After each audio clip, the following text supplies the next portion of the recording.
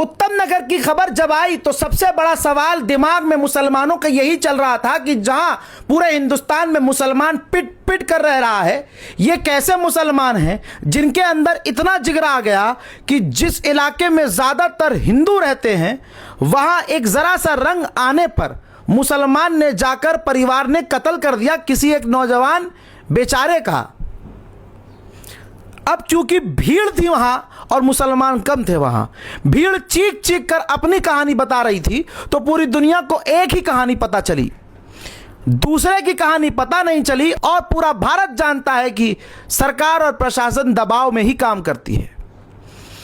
मुसलमान क्रिएटर्स ने, यहां तक कि मैंने भी जितनी कहानी सुनी उस हिसाब से तरुण के लिए आवाज उठाई, क्योंकि अभी भी गलती किसी की भी हो, लेकिन किसी की जान जाना इससे बुरा कुछ नहीं हो सकता। हालांकि कौन से पक्ष में कितनी खतरनाक किसके लिए नफरत है, वो तरुण की मां जब रो रो कर मुसलमानों को, पूरे समाज को गालियां बक रही थी, वो तभी समझ में आ गया था कि पीछे से इनका दिमाग कैसा है। यहाँ रहना चाहिए, दिल्ली में भी रहना चाहिए, सारे पाकिस्तान जाए और जो मेरे बच्चे पे हैवी हुए ना उनको मार दिया जाए। खून के बदले खून चाहिए, मेरा कलेजा निकला है मेरा। इससे पहले कि दूसरे पक्ष का सच सामने आता, वहां हिंदू संगठनों ने भरपूर फायदा उठाया, हिंदू मुसलमान शुरू किया और यहां तक इतना प्रेशर बनाया कि थाने को 24 घंटे की धमकी दी कि अगर तुमने नहीं किया तो हम थाने में ताला लगा देंगे, तुमने बिल्डोजर नहीं चलाया तो हम ये कर देंगे वो इन्होंने मुसलमान आरोपी के घर का सामान लूटा, सामान बाहर निकाला, सामान में आग लगाई और 24 घंटे के अंदर इलीगल तरीके से, ऐसा कोई कानून नहीं है जिसमें आप किसी का मकान तोड़ दें। अगर आरोप सिद्ध हो रहा है तो कोर्ट में पहले सिद्ध कीजिए, परिवार पे अगर कोई आरोप हो रहा है तो उनको आप फांसी चढ़ाइए, लेकिन मकान इसलिए तोड़ना था क्योंकि ये स्ट्रेटजी हिंदुओं में बहुत पहले से हिंदू संगठन चला रहे हैं कि मुसलमान मुल्ले हमारे इलाके में नहीं रहने चाहिए। ये पीछे से जहर। और जब सब कुछ हो गया तो अखबारों ने तमाम चीजें होने के बाद बताया कि ये तो पुरानी रंजिश थी, ये तो मामला ही पुराना था, वो तो अड़ोसी पड़ोसी थे, बिल्कुल आमने सामने सेम मोहल्ले के थे। और आज हिंदू समाज मुसलमानों को अपने मोहल्ले में कितना बर्दाश्त करता है। उन्हें कामयाबी मिल गई, अपने काम में वो कामयाब हो गए, स्ट्रेटजी उनकी काम आ गई, मुसलमान को अपने मोहल्ले से उजाड़ दिया। परिवार अब मुसलमान का जेल में है और मुस्लिम पक्ष को कोई सुन नहीं रहा है। अब उस लड़की का बयान सुनिए और समझिए और शेयर कीजिए। मुझे दारू पी के मेरे बाद बदतमीजी करते थे। हिंदू भाई और मुस्लिम भाइयों से हाथ जोड़ के गुजारिश है कि हमारी मदद करें, हमारी मदद के लिए सड़कों पे निकले, प्लीज हमारे लिए, हमारे साथ खड़े बोले, हमारा साथ दे, हमारे लिए खड़े हुए, हमारे इंसाफ के लिए आवाज उठाए, प्लीज हमारी मदद कीजिए और मेरे लिए और हम सबके लिए दुआएं कीजिए। तरुण हत्याकांड की बातें की जा रही है और एक पहलू को गलत दिखाया जा रहा है, ये बेहद गलत तरीके से दिखाया जा रहा है। सच्चाई इस बात की है कि मेरी बुआ शादी का सामान लेने जा रही होती है, शादी का सामान लेकर आती है तो वहाँ पर से तो जो 20 साल का प्रिंस होता है वो मेरी बुआ के ऊपर गंदे बलून का भरा हुआ गुब्बारा फोड़ता है, जिसको मेरी बुआ देखती है और हल्ला करती है तो उसके घर वाले बाहर आ जाते हैं।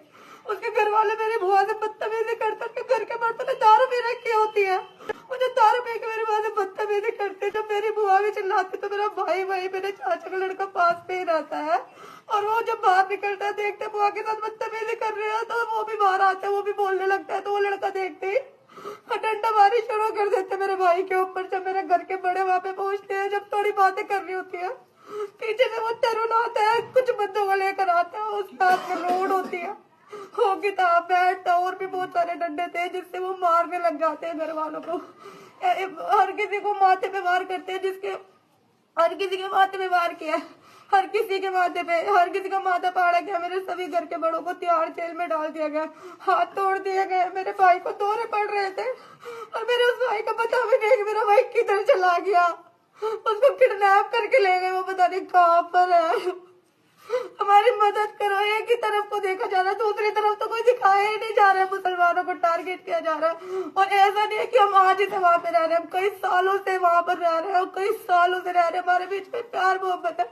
मेरे घर के बड़े खुद होली खेला करते हैं, मेरे बच्चे, हमारे वो बच्चे जिसको मारा गया वो खुद वहां पे होली खेलता है, हमारे घर को टारगेट किया गया है, हमारे को सताया जा रहा है, हमारी सुनाई नहीं की जा रही है। मेरी आप लोगों से गुजारिश है, हमारी मदद कीजिए।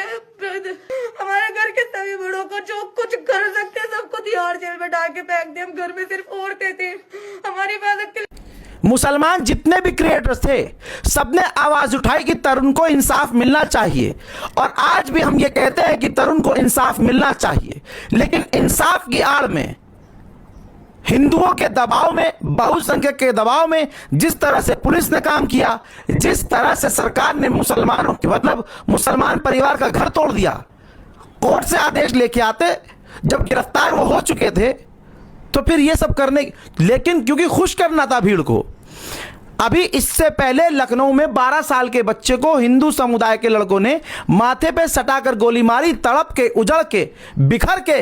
बाप उसका यही पुलिस वाले से कह रहा है कि आज अगर ये उल्टा होता, आज ये अगर उल्टा होता तो घर पर बिल्डोजर होता, हम गिरफ्तार होते और न जाने क्या क्या होता। सुनिए। लेकिन मैं सिर्फ ये आपसे पूछ रहा हूँ, यही का अगर अपोजिट हो जो ये हुआ है मेरे बच्चे के साथ, अगर उनके बच्चे के साथ होता तो आप होते, झंडे होते, बुलडोजर होता और मेरा घर। हजरात मोहतरम, हिंदू मुसलमान किया गया, मुसलमान बेचारा ये साबित करने में लगा रहा कि नहीं, तरुण को इंसाफ मिलना चाहिए, हमारे दिल में जहर कुछ नहीं है। लेकिन मुसलमानों को ट्रिक किया गया, जी हाँ, और एक मुसलमान परिवार को उजाड़ा गया। कई तरह की बातें हैं कि तरुण ही रॉड लेकर आया था, तरुण जिम से गुंडों को लेकर आया था, अपने दोस्त यारों को लेकर आया था। और आप सबको पता है कि उस होली वाले दिन हर लड़का आपको नशे में मिला है। नशा कितना, शराब के नशे में, भाई शराब तो उस दिन वाजिब होती है इन पर। तो कोई इन्वेस्टिगेशन नहीं हुई, कोई भी जांच पड़ताल नहीं हुई, भीड़ ने जो कहा वो कर दिया गया। जो शुरुआत में जानकारी आई हमने उसको वैसा ही बताया। अब जब सच दूसरे पक्ष का सामने आया है तो है कोई हिंदू जो इंसाफ के लिए खड़ा हो कि भाई इनके साथ भी कुछ गलत हो गया। तस्वीरें दुनिया के सामने हैं कि जो औरत मुसलमानों के खिलाफ जहर उगल रही है और कह रही है कि खून का बदला खून, और उनको भगा पूरा मुसलमान, मतलब अगर जिससे तुम्हारी लड़ाई है तुम उसको कत्ल करने की बात करो, एक्सेप्टेड। लेकिन जिसका दिमाग ये है कि पूरे दिल्ली में मुसलमान नहीं रहना चाहिए, ये सारे पाकिस्तान चले जाने चाहिए, तो यहां पर समझ में आ गया कि संस्कार देने वाली मां अगर ऐसी है तो फिर औलाद कैसी होगी। जब बीज जहरीला है तो सोचिए, होली तो भाई अवसर होता है दूसरों को छेड़ने का, दूसरों को परेशान करने का। होली तो भाई मुसलमान भी बहुत खेलते हैं। लेकिन जो अब बातें आ रही हैं कि पुरानी रंजिश थी, इस पर अब क्या होगा, कौन देख लीजिए किस तरह से लोकल हिंदू इतना नहीं कूदा, क्योंकि लोकल को पता था कि यह मामला पुराना भी है। सस्ते यूट्यूबर्स वहां गए, कुछ लड़कियां यूट्यूबर्स गई, भड़काया, लोगों को भड़काया, वीडियो वायरल करी, हिंदू संगठनों के मजे आ गए, उनको नफरत फैलाने का मौका मिला। बाहरी हिंदू वहां पहुंच के, आरएसएस, बजरंग दल सब वहां पहुंच के नफरत इतनी फैलाई उन लोगों ने, इतना प्रेशर बनाया पुलिस पर कि पुलिस को उस मकान को तोड़ना पड़ा। आपको क्या लगता है, जब पुलिस प्रशासन भीड़ के दबाव में काम करे तो इंसाफ मिलेगा क्या? सवाल है ये।